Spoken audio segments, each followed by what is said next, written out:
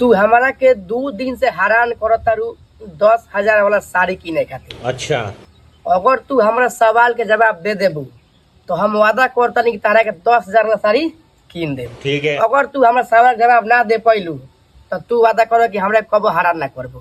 ठीक बा, पूछी। तो ई बताव कि मानोपाली से मुसेपुर जाए में रोहित मोहित के 90 मिनट लागता है। हाँ, तो मुसेपुर से मानोपाली आवे में रोहित मोहित के 1.5 घंटा कैसे लाग गई? सवारी चढ़ावे उतारे में। ना, गलत। तो चाका पंचर हो गइल होई। ना, गलत। अरे जाम के कारण। ना, गलत। तो पक्का सवारी चढ़ावे उतारे में भइल होई। ना, गलत। तो रउए बताई। सोच लो, सारी के सवाल बा। ठीक बा, रउए बता दी। अरे पागल, 90 मिनट के हेनु 1.5 घंटा कहल जाला। अब सारी ना कि नहीं।